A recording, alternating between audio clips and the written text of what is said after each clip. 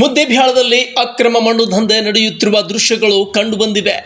ಮುದ್ದೇಬಿಹಾಳ ಕ್ಷೇತ್ರದ ಕಪ್ನೂರ್ ಗ್ರಾಮದ ಬಳಿ ಬರುವ ಕೃಷ್ಣಾ ಹಿನ್ನೀರಿನ ಮುಳುಗಡೆ ಪ್ರದೇಶದಲ್ಲಿ ಎಗ್ಗಿಲ್ಲದೆ ಈ ಅಕ್ರಮ ಮಣ್ಣು ದಂಧೆ ನಡೆಯುತ್ತಿದೆ. ಯಾವುದೇ ಕೆರೆಯಾಗಲಿ ನದಿ ತಟದ ಹಿನ್ನೀರಿನ ಮುಳುಗಡೆ ಪ್ರದೇಶದಲ್ಲಿ ಮಣ್ಣು ಅಗೆಯಬೇಕಾದರೆ ಗಣಿ ಮತ್ತು ಭೂವಿಜ್ಞಾನ ಇಲಾಖೆ ಅಥವಾ KBJNL ಪರವಾನಗಿ ಪಡೆಯಬೇಕು.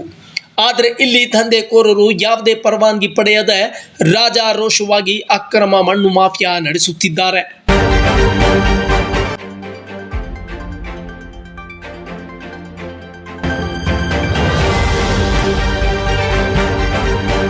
ಪ್ರಭಾವಿ ರಾಜಕಾರಣಿಗಳ ಹೆಸರುಗಳನ್ನು ಹೇಳಿಕೊಂಡು ಅಕ್ರಮ ಮಣ್ಣು ಮಾಫಿಯಾ ನಡೆಸುತ್ತಿರುವ ಈ ದಂಧೆಕೋರರು ಸರ್ಕಾರಕ್ಕೆ ಕೋಟಿ ಕೋಟಿ ವಂಚನೆ ಮಾಡುತ್ತಿದ್ದಾರೆ.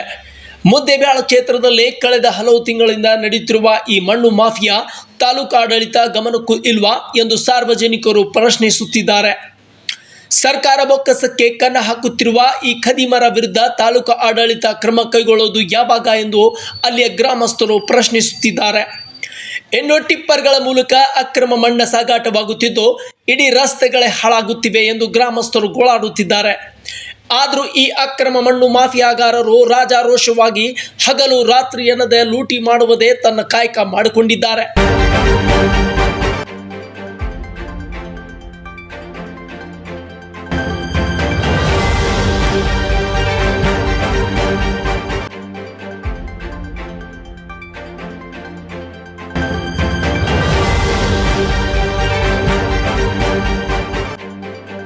ಇನ್ನು ಈ ರೀತಿ ಮಣ್ಣನ್ನು ಯಾವುದೇ ಪರವಾನಗಿ ಇಲ್ಲದೆ ತೆಗೆದುಕೊಂಡು ಹೋಗುತ್ತಿದ್ದು ಇದು ಅಕ್ಷಮ ಕಾನೂನು ಅಪರಾಧ.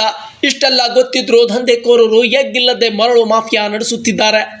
ಮುದ್ದೇಬಿಹಾಳ ಕ್ಷೇತ್ರದಲ್ಲಿ ಇಷ್ಟೆಲ್ಲ ನಡೆಯುತ್ತಿದ್ರೂ ತಾಲೂಕು ಆಡಳಿತ ನಿದ್ದೆ ಮಾಡುತ್ತಿದೆಯೋ ಗೊತ್ತಿಲ್ವಾ? ಆದರೆ ಇದರ ಹಿಂದೆ ಪ್ರಭಾವಿ ವ್ಯಕ್ತಿಗಳ ಕೈವಾಡ ಇದೆ ಎಂಬ ಮಾತು ಸಾರ್ವಜನಿಕರ ವಲಯದಲ್ಲಿ ಕೇಳಿಬರುತ್ತಿರೋದು ಮಾತ್ರ ಸತ್ಯ. ಯಾಕಂದ್ರೆ ಇದು ಸಾಮಾನ್ಯ ವ್ಯಕ್ತಿಯ ಕೆಲಸ ಅಲ್ಲ.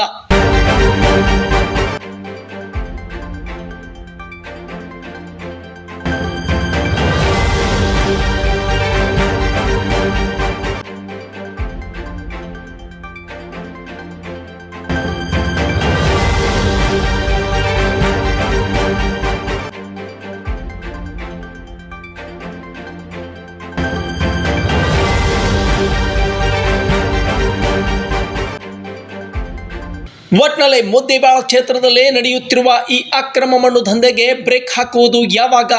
ಈಗಲಾದರೂ ಎಚ್ಚೆತ್ತುಕೊಂಡು ಅಕ್ರಮ ಮಣ್ಣು ದಂಧೆಕೋರರನ್ನು ಸದೆ ಬಡಿಯುತ್ತಾರಾ ತಾಲೂಕು ಆಡಳಿತ? ಇದಕ್ಕೆ ಸಂಬಂಧಪಟ್ಟ ಇಲಾಖೆ ಈಗಲಾದರೂ ಎಚ್ಚೆತ್ತುಕೊಂಡು ದಂಧೆಕೋರರ ವಿರುದ್ಧ ಕ್ರಮ ಕೈಗೊಳ್ತಾರಾ? ಕಾದು ನೋಡಬೇಕಾಗಿದೆ. Suraj Risaldar, Tsunami TV news desk, Muddebihal.